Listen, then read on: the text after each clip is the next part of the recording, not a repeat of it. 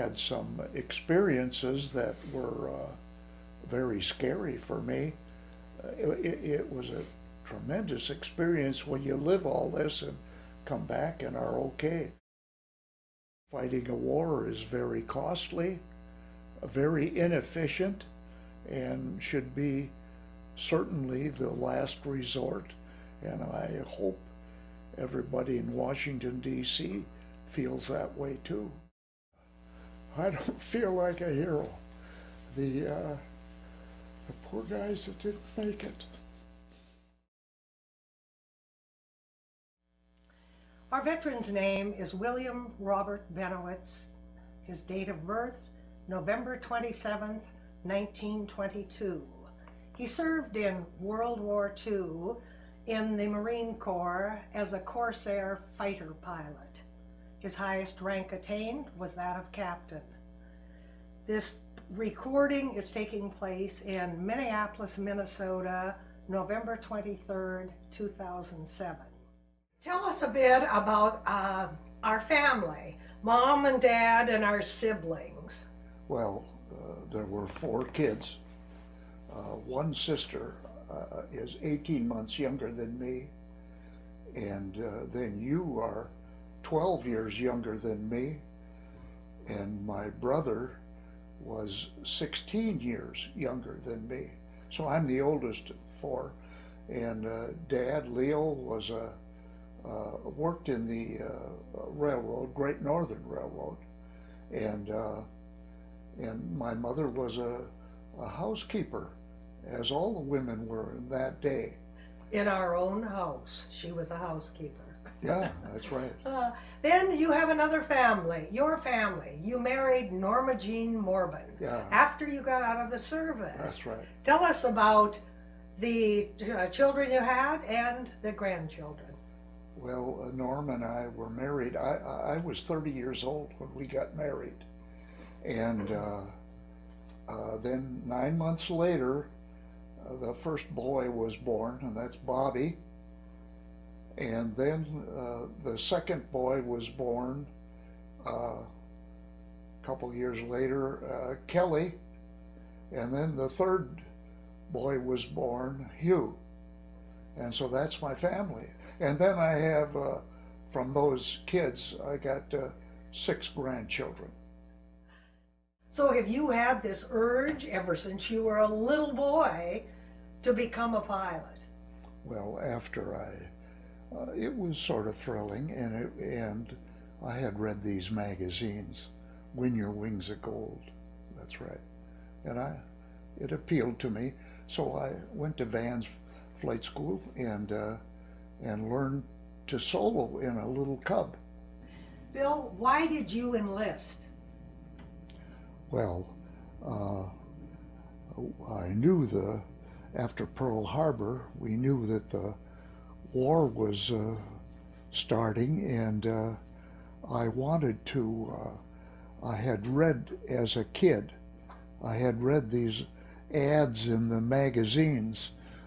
It probably was Liberty magazine, I don't know which one, but they were attractive ads by the Navy, and it had a big picture of gold wings, and it said, win your gold wings, be a Navy pilot.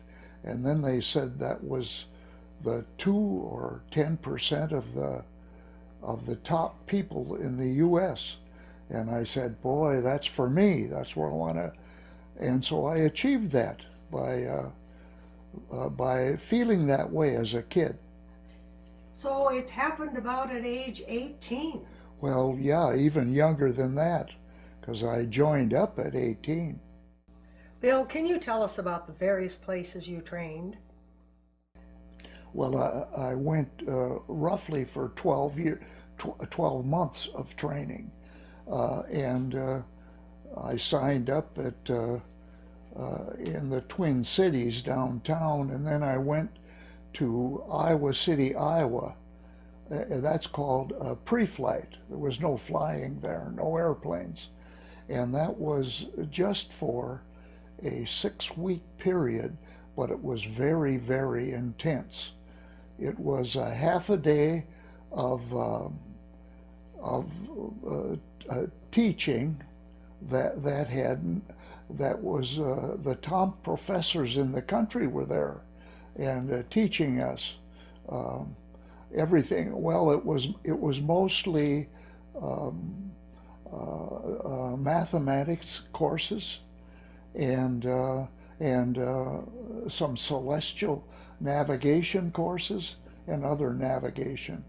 And then the other half of that day was all physical exercise. And the physical was extremely intense. I can remember I was there in the winter months, and we had to go out in the winter and do push-ups in the snow. And I was surprised to do that. And then whenever we went on a hike, which we did often, when we come to a hill, we would run up the hill. And we had every sport of age there was for half a day. We played soccer, we played football, probably basketball, I don't remember that. And we had boxing, and we had wrestling, and it was very intense. You were one cadet against another, and if you lost your match, like your boxing match, then the cadet that won was all through, and you'd have to go to the next one. You'd have to box with the next fellow that had lost, and so you try to win it. You're so tired you can hardly breathe, and I can remember in one of my boxing matches, I hit the kid right on the nose and broke his nose, and it splattered blood all over, and they sent an ambulance and picked him up. So I won that one. You did. How long did it take you to get your gold wings? Well, it took Get your commission. roughly 12 months from when I enlisted. And we went from one base to another. Mm-hmm. That was Iowa City, Iowa, pre-flight. And then I went to Corpus Christi, Texas. And then we progressed from the, I went to Minneapolis too. That was E-base. That was with the little Stearmans, yellow Stearmans, yellow perils we called them. And they were biplanes, 2 wings, open cockpit, and I was there, I think, in January, cold month, and we had heavy flight gear, and we were really intense all the time because we didn't want to get a down check from our pilot that was with the cadet. If he gave you 2 down checks in a row, you were out. You'd have wasted all the time. So it was very intense. And while I was at Wold Chamberlain in Minneapolis, a sleek plane came in. It was a P-51. And us cadets, we just were open-mouthed looking at it. And they said, you can go over and look it over, look in the cockpit. So we climbed up on the wings, looked in the cockpit, and I said, no way will I ever be able to handle this. It had instruments on the left and right, up on the top, and all of those things to do. And here in less than 1 year, I was flying a plane that was more complex than that, because our planes we could land on aircraft carriers, and so it had a landing hook you had to put up and down, and we could fold the wings on our planes, and you could lock them down or fold them up for parking, and this plane could not do any of that. So in 12 months they advanced us that much to different planes until I got to the, well then my training was in torpedo bombers. That's what I chose. I got my wings then and got my commission at Corpus Christi, Texas. And I think a real interesting anecdote to that is what rank did you start out at when you got your wings and commission? Yeah, we were cadets for about a year, and then I was a second lieutenant in the Marine Corps. Got my commission. Interestingly enough, George H. Bush graduated 2+ months earlier than you did. That's right, yeah. Wonderful. And you mentioned Corpus Christi, then went on to Jacksonville to fly torpedo bombers that you guys called turkeys. And you met one of your lifelong friends there, Gil Boyd. Yeah. And that was a relationship that has lasted forever until Gil left us a year ago. Yeah. One of the really exciting things, here you were brand new to flying turkeys, and you crashed. Can you give us the insight on that? Yeah, in my training at Jacksonville, Florida, one day I made a takeoff, a group takeoff. I was leading, and I had a turkey on my left and right wing, and we went we took off and got to 300 feet altitude, and my engine cut out for no reason at all, and so I was over a 3-mile wide river, the St. James River in Florida, and nothing I could do. I did everything to keep it going, and then last minute I threw my flaps down and crashed in the river. And I had Boyd in the bilge of the plane, and I was upside down right away. So I got myself out and clawed along the wing and needed a breath. I really needed air. And I got out, and Boyd was already out swimming. And we swam away from it because we were afraid it might have a little tow as the plane sunk. And in a short time it sunk. And then they sent out the Coast Guard to pick us up.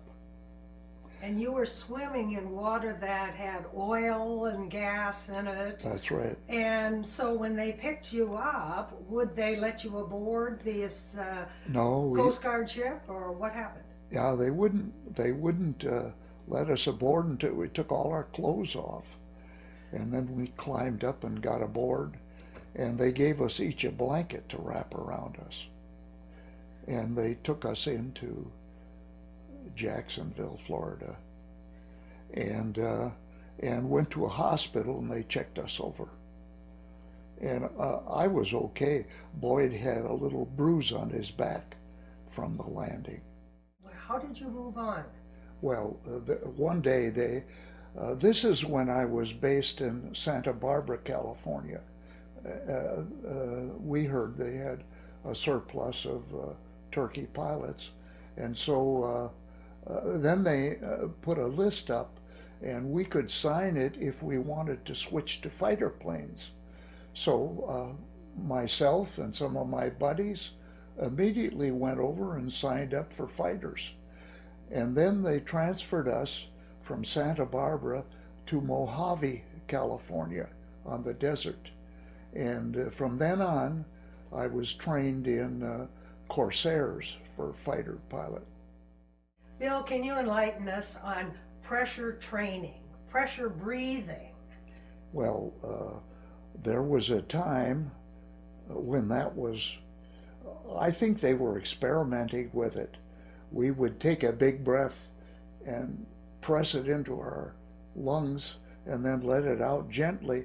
And I think they were seeing if the pilots could handle higher altitudes.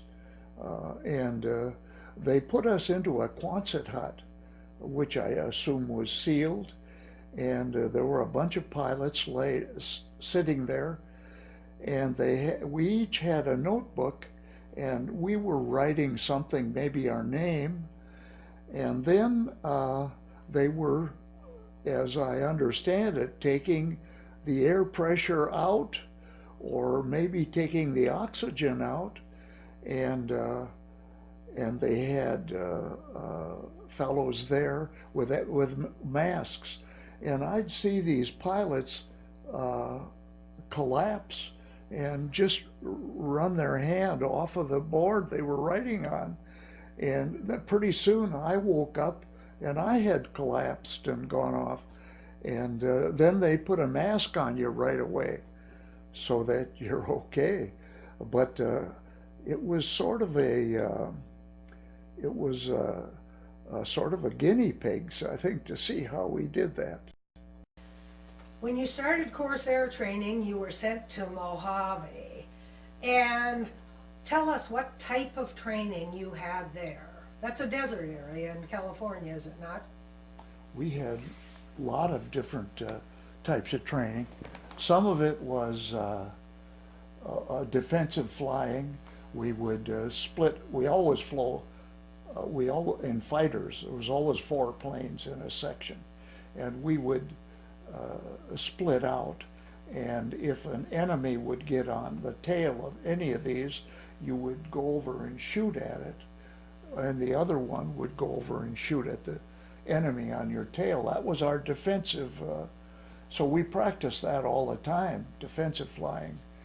And we also had some free time. The guys would go down on the desert and go wide open. This was just free time.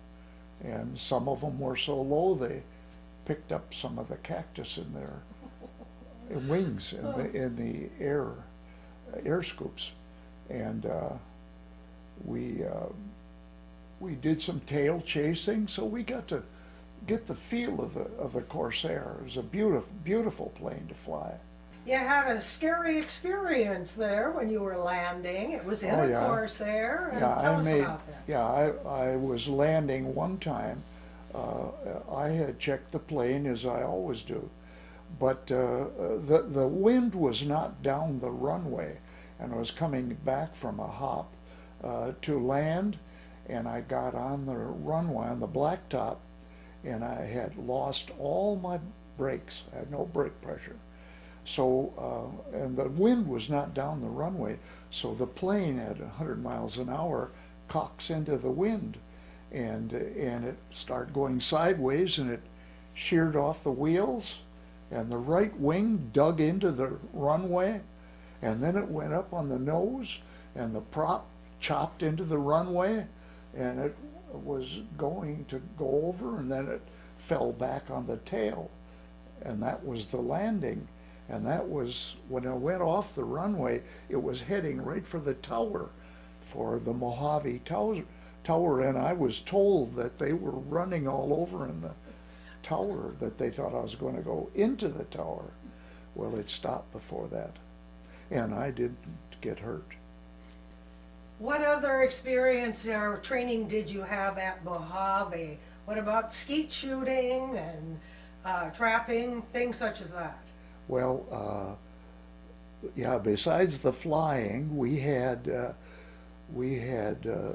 trap shooting, where we would go out, us pilots, just walk out. We each were given shotguns, and we would shoot at clay pigeons, and we'd have to give them a lot of lead, and they felt that that was excellent for fighter pilots. We'd have to lead any plane in the air if we were shooting at it. And we practiced that and got to be darn good at trap shooting. And we also, when we had some free time, a few of us went out in the desert with our shoulder holsters. We had 45 automatics issued to all of us, and we had a leather shoulder holster. And we were shooting at cans out in the desert, and we found we couldn't hit a thing.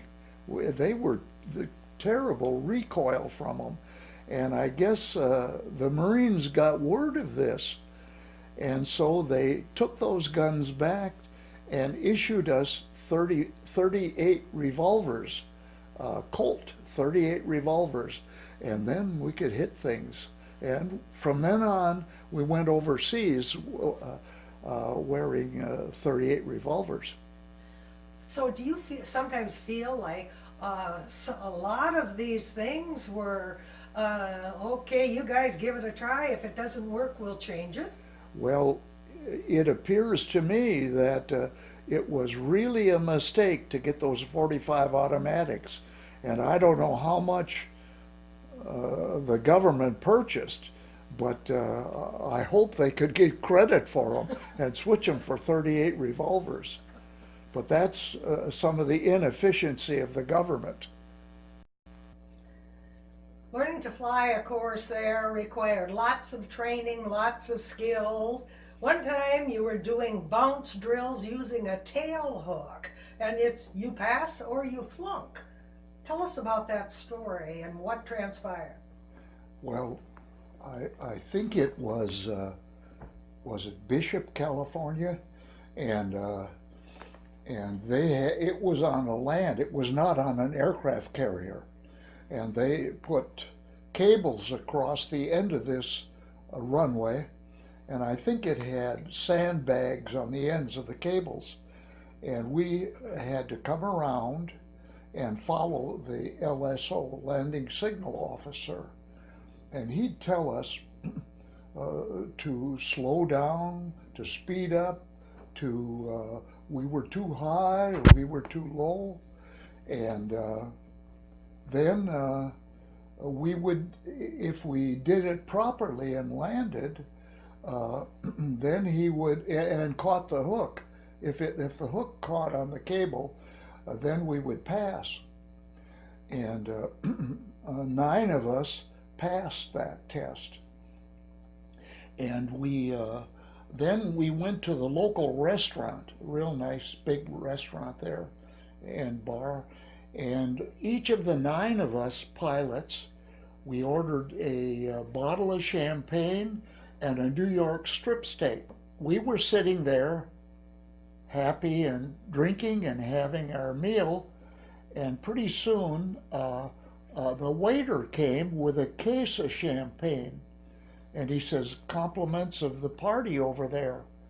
Oh, well, we drank it, and then we sent them a case of champagne, and they said, "That's John Wayne, the movie actor, and he's filming here in Bishop, and well, tell him to come over, tell him to come over." So they all came over and joined us. And John was a very congenial guy. He acts just the way he does in the movies, and we were all happy, go lucky, because we were through with our flying. We had passed, and pretty soon they were so friendly, they were pushing each other, and they were pushing John and our pilots. And I know the director came over to me.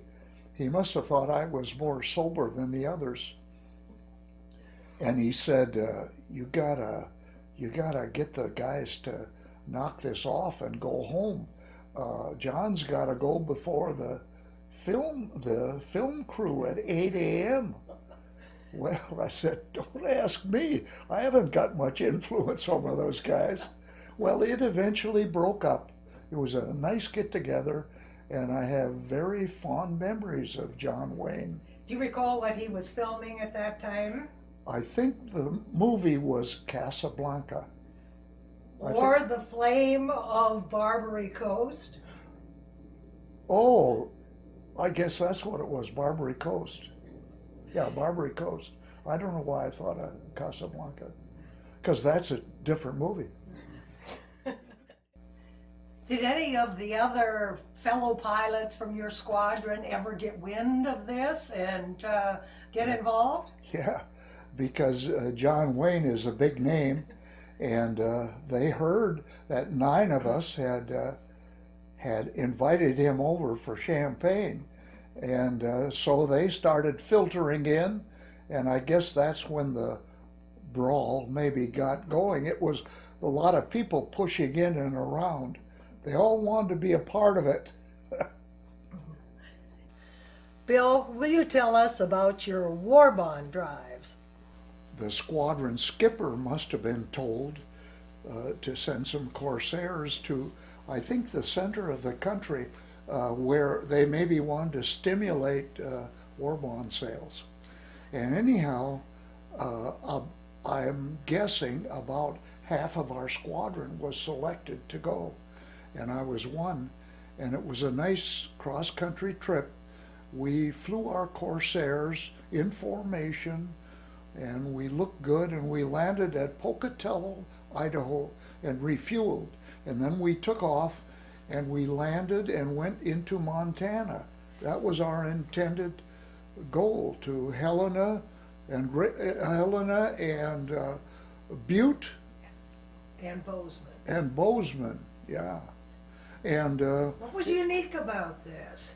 well, it was unique in that I think those people there had not seen any of the Corsairs, any new fighter planes, and so we landed at a grass field. We never landed on grass, and we landed safely, and came around, and we had to park the planes. They had kids out of school. I don't know what day it was, and they were inside the fence of the airport. And to park these big engine Corsairs, we had to lock one brake, give it a lot of throttle and rudder, and then it'd bring it around. And when we did that, these kids were just flown up against the link fence, and they were their coats and everything they had was blown up there. And then we cut our engine, and I was going to climb out, and here were the kids coming up the plane. They told them they could go up and look in the cockpit, and so we let them look in, and I know they wanted me to sign my autograph on their TAMs. They were wearing TAMs at the time. TAMs, and on the back of their jackets and on any paper they had. So we had our 15 minutes of fame. Fame. Yeah, we Better than rock we stars. obliged.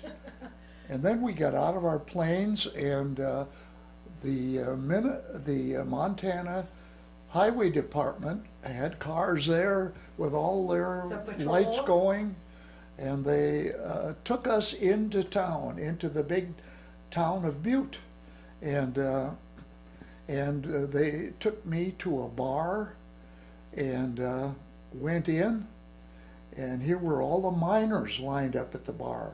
There's a lot of bars, so it seems to me I was the only Marine pilot that went in that bar. And so the bartender asked what I wanted, and I guess I ordered a beer, and pretty soon he lined up 5 of them in front of me, and he was pointing out who was setting them up for me, and I was just thanking the guys. They were so nice, and they loved servicemen that were in uniform, and us pilots. They thought we were something, and it was a nice experience. And what is so good, the whole country was behind this war and behind us servicemen. Whenever we were out in the public with our uniform, boy, we were treated beautifully. Bill, can you elaborate a bit on the training you had with pressure suits? Yeah, I think that the pressure suits, I think they were the first ones, as far as I know, and I can't remember when we got them. I think it's after I got back from overseas, but I can remember in training, may have been earlier than that, in training we were making a very steep dive like from 20,000 feet going down, and we got where it locked all of our controls at speed of sound, and I could just barely pull the plane out without tearing off wings, and I can remember going completely unconscious, completely. I don't know for how long, but I was climbing up straight with the airplane, and I was coming to, and I could hear the roar, and pretty soon I realized it's the roar of the engine. And then I could see, I was in an airplane, and I was pointing up, so I had to push it over to start flying. I'd stall that way. And that was done without a pressure suit because I went completely unconscious, completely. Didn't know anything about it, didn't know where I was. And then I know later on, sometime later on, we got the pressure suits, and you had the hose that attached to the tank, and they had bladders here. I don't know if there's bladders down there, and around your stomach. And anyhow, when you'd pull some G's, pulling some pressure on them, they just snap on, and it would hold all the blood in your head. And I could do these pull-outs, and I felt perfectly good. So they really impressed me what these pressure suits could do. And the name Kaiser Coffin comes up. Tell us what that was. Well, that's a term that a lot of the, I guess, pilots used. And it was smaller ships. It was not like the ship we'd be in combat on. It was it probably was a troop ship or some other type, and they put a flat top on top of it and made an aircraft carrier out of it, but it was small. And so they could only have one plane on at a time. And so we were circling, we had taken off from Eva Airfield in the Hawaiian Islands, and we were circling this little flat top. It was going to be our first landing on an aircraft carrier. And I thought, boy, that looks like a small postage stamp down there. Well, we took our turns, and one fellow would go down, and you had a landing signal officer telling us if we were too fast, if we were too low, if we were too high, and we had to be just right. And then they'd give you a cut, and you'd cut your throttle and land on the little ship. And they had cables, and we'd have our hook down and catch the cable, and then they would there were fellows on deck that would push our plane back and take the cable off, and we'd get the hook up, and then we'd give it full throttle and take off and come around, do that until they felt we were acquainted with landings on an aircraft carrier. And that's the way we checked out. Oh, that's interesting. Kaiser coffins. Kaiser Coffins. And how, the name Kaiser? Well, as I understand, Kaiser company manufactured these, modified them from what ship they were into flat tops. And the name of the one you were on was, do you remember? I think it was the Macassar Straits. I think so too.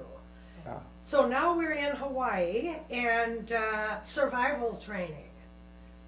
Can you tell us about that? That just was overwhelming to me. Yeah, it was interesting. It was overwhelming to a kid from St. Cloud, Minnesota. They took us out in a power boat, all of us pilots, more than one power boat, took us out to a mile off one of the islands, I don't know which one, and then we had to jump overboard, And then we had to take our, we had a boat that was on our parachute, and we take that out and pull toggles and inflate it and then get aboard. And in theory, we were supposed to fish off of this for survival if you were shot down. Well, we were in really rough water, and we were going up and down. Like a boat here was going up, this one would be down, you'd be going up and down. And I remember I jumped in the ocean, and I had some trouble getting my toggles to inflate. And so I was paddling over to one of the pilots, to Kashmir Chop, and so say, Kashmir, will you hold on to this while I get it inflated? And he just turned over to me and went, "Ugh." He threw up in my face. He was sick already. He couldn't do anything. He could just sit there. And well, I got inflated, and then we paddled into the shore, into whatever island it was. And then they told us to take out our compass and take a heading. They gave us a predetermined heading, and we went cross country over this very, very rugged jungle, very rugged. And you'd be walking on branches, and sometimes you'd fall through. You never knew what you were on. And there were banana trees with little green bananas all over, but they were so green they weren't edible. I don't think they were. And we'd get to our location, there'd be an indication there, whatever, I don't know what indication. And then from reading the sign there, it'd give us a new heading. And we'd get to a place where there'd be a shelter, and we could put out our sleeping bags and sleep. It seems So to me it was that overnight. I think that's what we did. I think we were overnight, and then that was part of our jungle training. Pretty interesting. Yes. It was really enlightening to me. I bet. And then there was the island of Molokai. Tell us about that. Well, That many years ago, it was still, Yeah. or it was, a leper colony. yeah, we heard that it was, that's all, the people that were on it had leprosy. Everybody, as far as we knew. And they had a landing strip there. And we went there to practice landings, maybe bounce drill, I don't know. And so a few of us, maybe the whole squadron went over one at a time. And we landed and did our practice, but it was novel in that here were the lepers and us few pilots that were there. Then we moved on to some islands, or some small islands in the Marshalls. I have the name of two of them, Mogmog, Identical, and you said there was one more. Falalap. What a combination of names. They don't seem to go together. There were Japs on the islands, but when we got there, they had been cleared. And the fleet had a good anchorage there. And so a lot of the fleet could go into this anchorage, and then we'd fly combat air patrol around it and protect it while it was sitting there in the anchorage. And on the one strip, there was one airstrip on one of the islands. It went right from the ocean to the ocean, all the way across.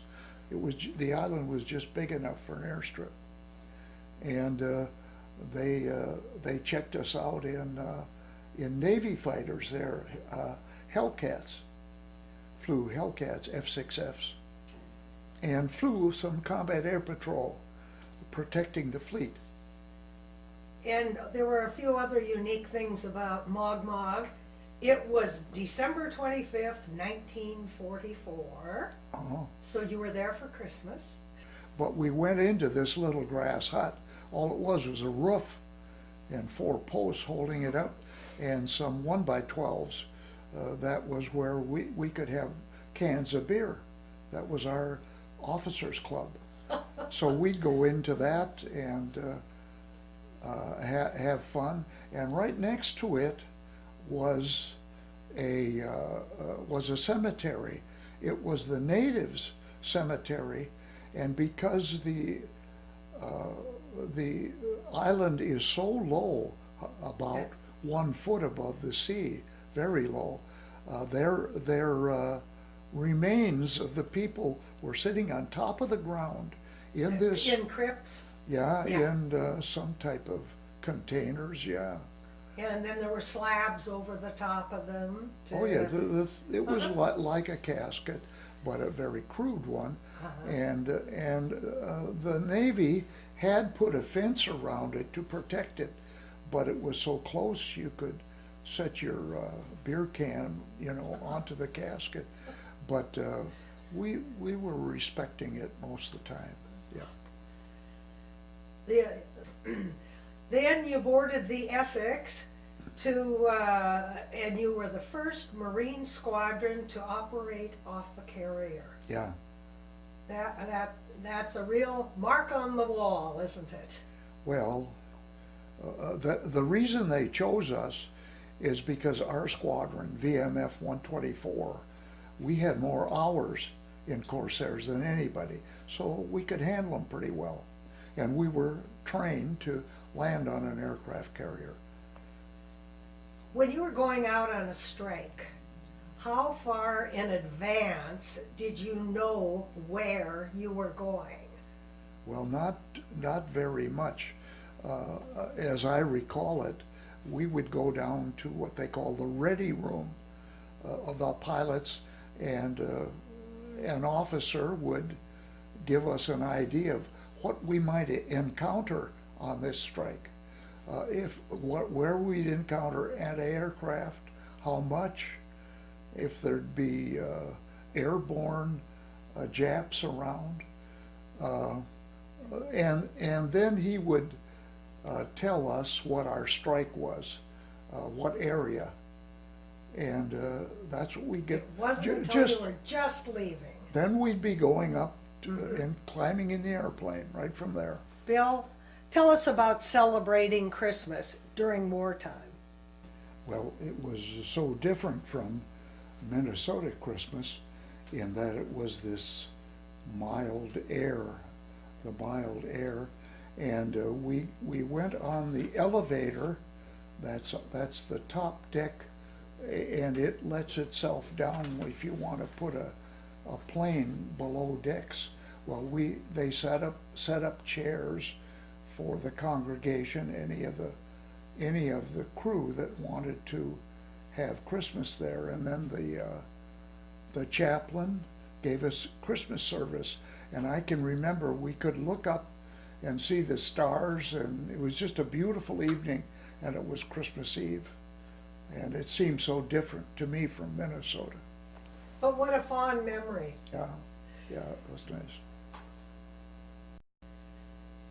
There were several strikes on Formosa, also on Luzon in the Philippines, but the Formosa strikes, there were 2 of them. And you ran into some very surprising and a scary situation. I suppose our fleet knew some of what we'd run into, but on Formosa and this strike, I guess that's where we ran into a big group of the Japanese fleet, and when we broke through the overcast and were diving down as fighter planes, man, there was a hail of lead thrown at us and tracer bullets going. And if we had gone way down right to the ships, we'd be like a kamikaze, and I don't think we'd be back. So we all released maybe a little earlier than we should, and then climbed back up, and they were shooting at us, and you could see the anti-aircraft exploding to your left and right when we came through the clouds, pulling away from the fleet. And a large part of your time was spent on CAP. What does that stand for? Combat Air Patrol. And we flew a good, if we didn't have a strike, we'd be flying Combat Air Patrol. And 4 planes circling the fleet, and all the radar on the aircraft carrier picks up a bogey. That's something that they can't identify. They don't know what it is. So then they vector these 4 planes, vector them out there fast as you can go, to try and shoot it down before it gets dangerous and gets near the fleet. So we would be vectored out. So were kamikazes your biggest worry then? It was the Navy's biggest worry, because they did all kinds of damage. Okay, what kind of damage? That this was such Well, a kamikaze would come right on the water and try to go into the middle of the ship, and their top target was aircraft carriers. They wanted to knock out us planes, so then we wouldn't have a place to land. There were a lot of very frightening experiences in your tenure over there. There were times. You strafed an airport and bombed a hangar. Where was this and what happened? Well, if I'm correct, it was French Indochina, and we were hedge hopping, looking for a target, 4 of us abreast, going wide open through the trees, just above the trees. And I happened to have this great big building right ahead of me. It could have been a hangar, it could have been a big storage shed, and anyhow I was right in position, and I released my 500-pound bomb and blew it sky high. I never saw it, but the skipper flying in a plane next to me, he said, "Boy, you blew that sky high." So I hope it did some damage to the enemy. And yes, you couldn't look back once you had gotten over, so reports from people said. Yeah, you're past it so fast. So fast, yes. Lots of general quarters. What does general quarters mean? Well, they would play a blaring horn aboard the ship for general quarters. And that's if there was a danger of some bogies coming in and approaching. And they would have general quarters when the enemy hit another aircraft carrier, and they could very well come into us. They never, a kamikaze never hit the Essex while I was on it. Mm-hmm. But I understand that it had been hit before I got aboard. And this incident, the Ticonderoga was hit. Yeah. And there was a big fire on another ship about 2 miles ahead. Yeah, and it probably was kamikaze strikes because their fleet wasn't near us, so it would be kamikazes. And the Navy was scared to death of them because they would come in and try and strike at the water line or come straight down on the deck of and the aircraft carriers were their main targets. They'd try and skip all the other ships and go into the aircraft carriers. There was a Japanese code of honor. Can you tell us what that is? Yeah, they were donating their life because they, of course, would be killed flying their plane right into a carrier. Yeah. Bill, will you tell us about the importance of letters from home for service people? We would open them and read them one at a time, obviously, and I'd reread them. Well, we had been a couple weeks, I don't know, maybe a month without letters. And so the rumor was that the mail ship, which probably was a destroyer, had been sunk. And we says, we haven't had mail for a long time. But when we got mail, it made us feel very good. And then you went on to Iwo Jima. You had a clear day. I had dropped a napalm bomb and tried to throw it into a cave. It's a small target, but you try to throw it into the cave and do some good. But all of our training was support of the Marine Landing Force, and they were coming in. There were all kinds of U.S. ships out there, and the battleships were lobbing big bullets onto the island of Iwo Jima. And before any of our servicemen landed, we came down and we strafed the beach ahead of their landing. So in theory, all the Japs would be gone, and our Marines could land successfully.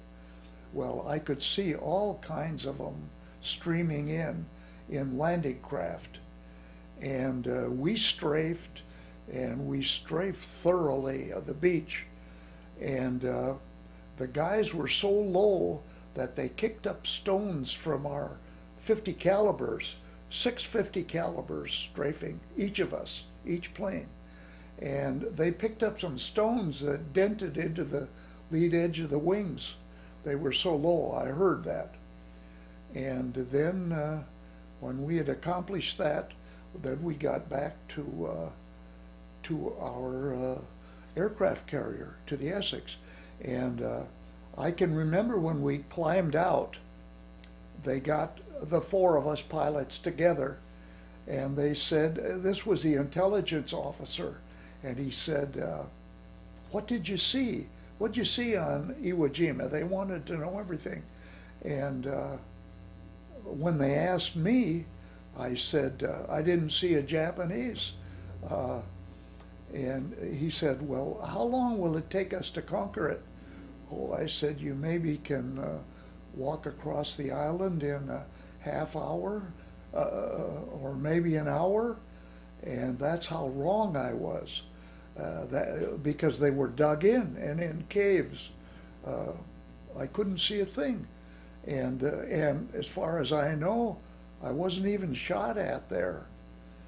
And then the four guys, the four of us, everybody had a different story. It's funny, and I'd say, were you on the same flight with me? The four of us all had a different story.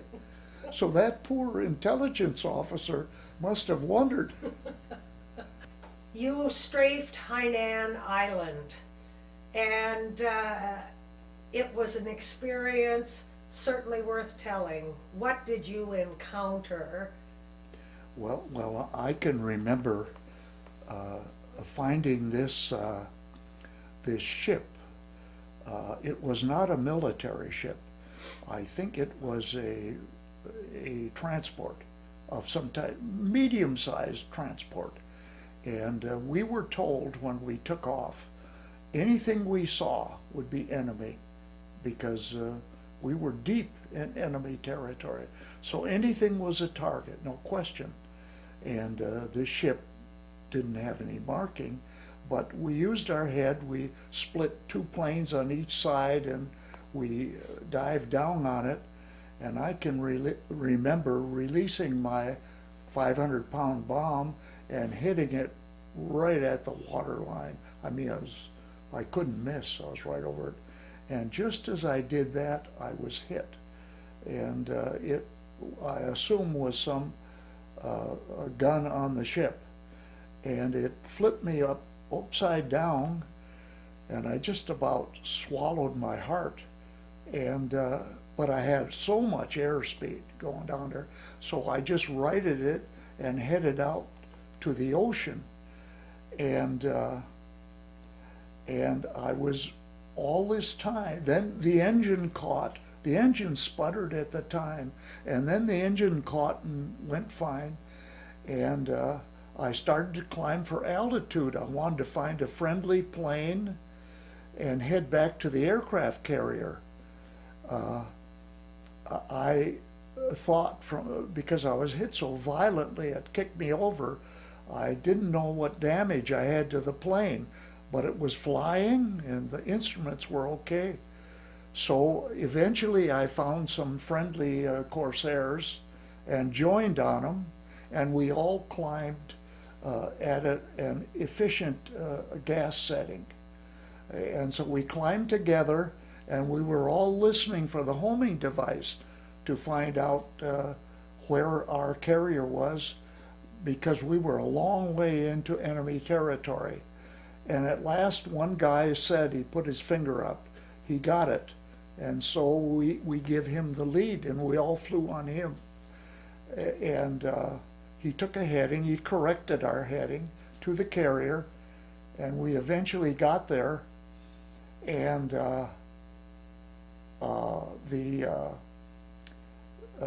I think on that strike, we got there so late.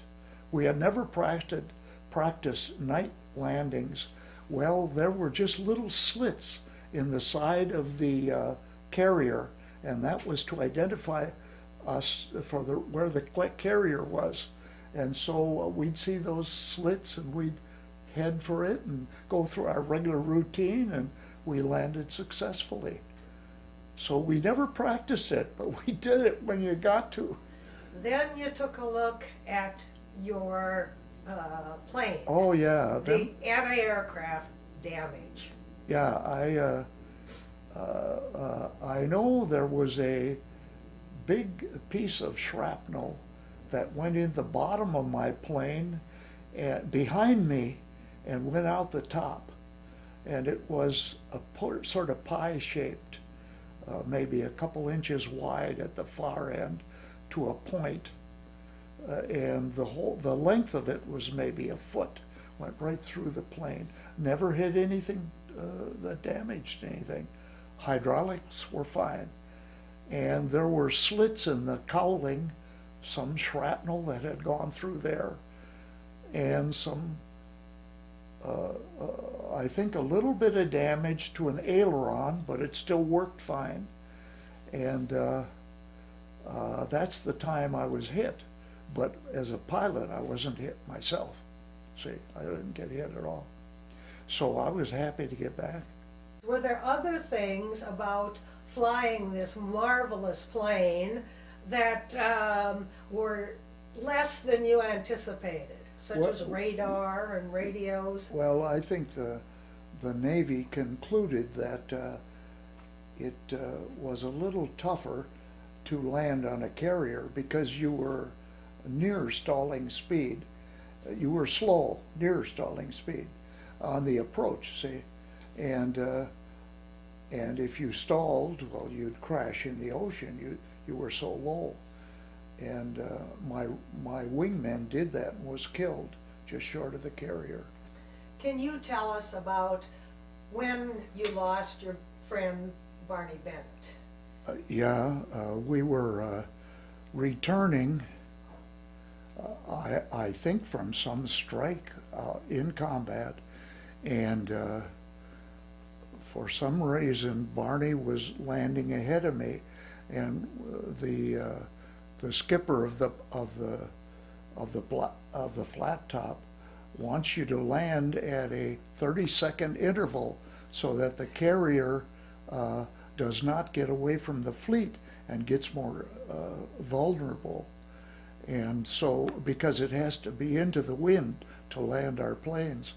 So I was watching the plane ahead of me and trying to hold my 30-second interval, and then I was checking my the gauges in the cockpit and going over my landing procedure, and I looked up and I saw I had a pretty big interval ahead. I wasn't aware that a plane had crashed ahead of me. So I flew the pattern and got in the landing pattern, and the landing signal officer gave me the cut. And I landed, and the guys on deck jumped up and asked if my name was Bennewitz or Bennett. I said, it's Bennewitz. They said, well, Barney Bennett just crashed ahead of you, just short of the carrier. That's the first I knew of it. So that was it. And your roommate, Don Carlson, was lost today. And he ran out of fuel over mainland Japan. Yeah. And tell us about his survival and imprisonment. Yeah, poor Don had a mechanical fault where it was pumping gas out when he dropped his belly tank. And so he was losing fuel so fast that he could not make it to the coast. So he's going to land in enemy territory.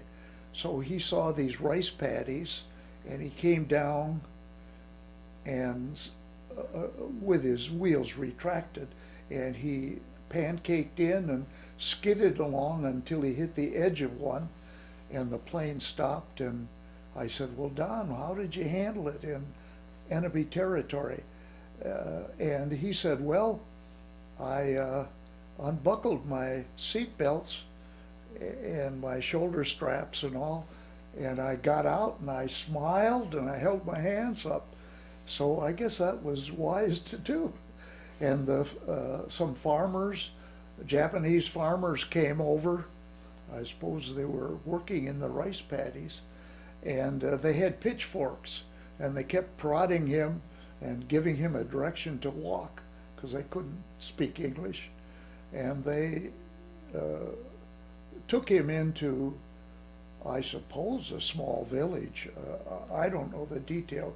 Don was telling me this at a reunion after we got together, and it was so interesting to me to know how he was treated. Well, he said there was a hole in the ground.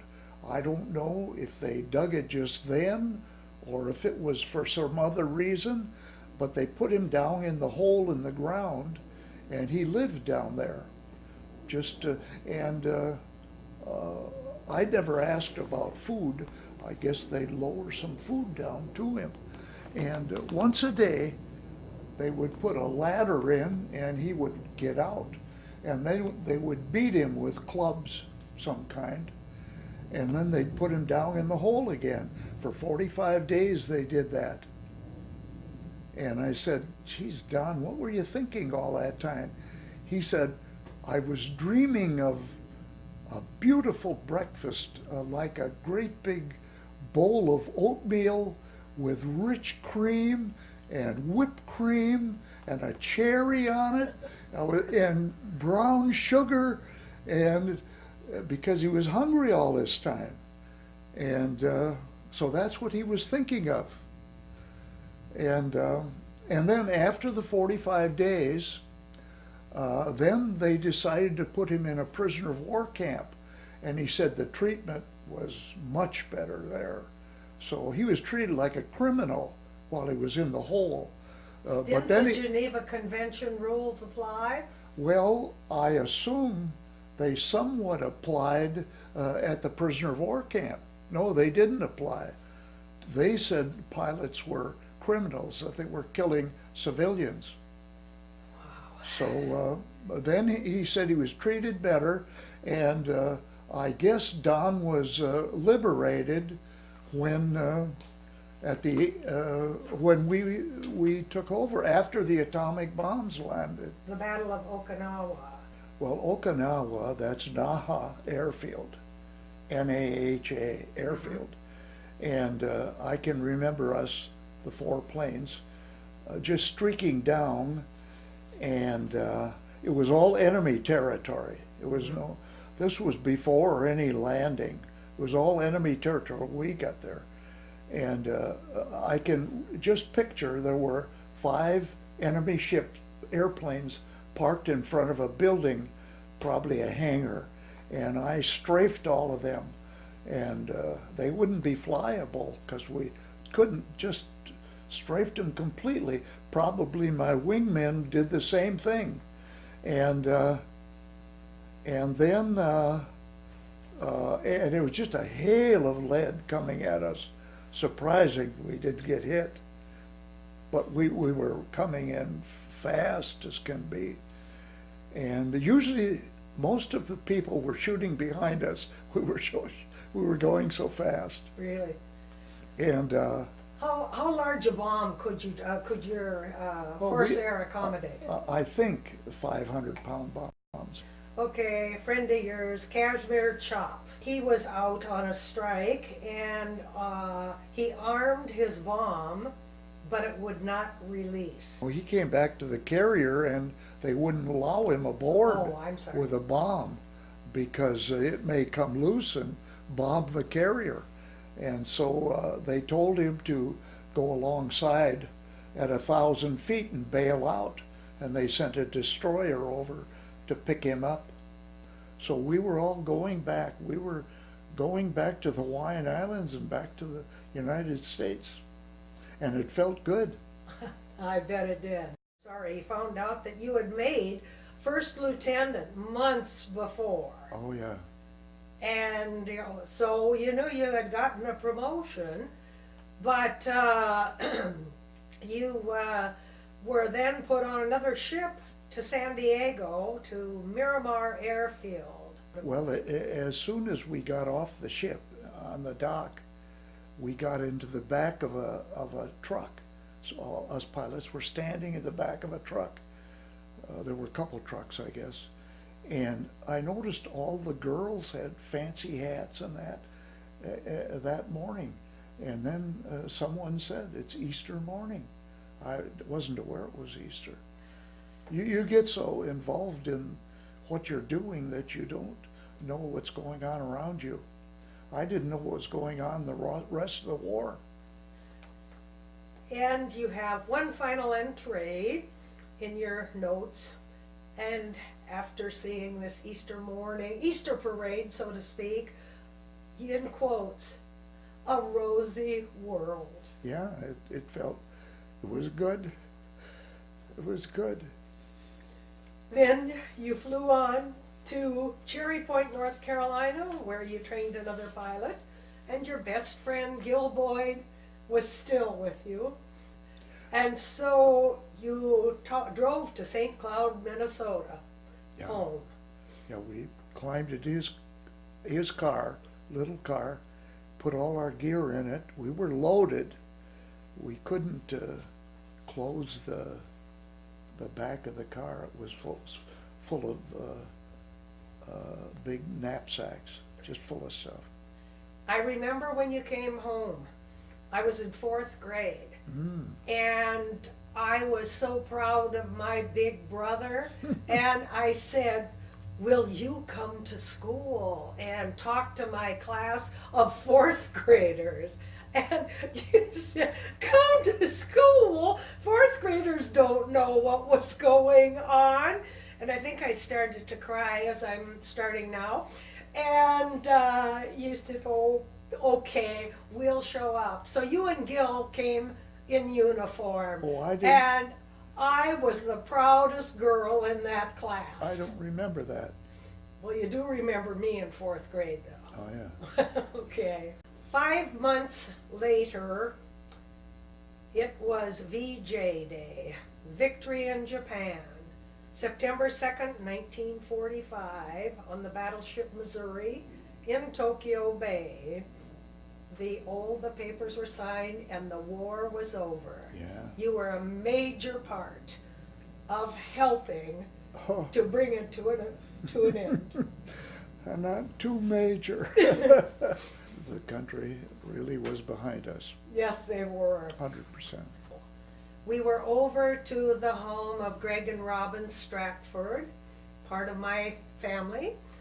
And Greg is a captain for Northwest Airlines. He had a gathering there and brought other pilots in. and you were invited to be there too. He introduced you and told of your background and flying Corsairs. That it was like everyone said, flying Corsairs. Yeah. Boy, that was the plane. Yeah, And yeah. so they were most interested. And after you visited for a while, one of them characterized you as a hero. Yeah. And I remember your response, but I'd like you to tell it in your words. Well, these are younger guys, and they knew the World War II planes. They knew the Corsair, which is something. And I don't feel like a hero. The poor guys that didn't make it.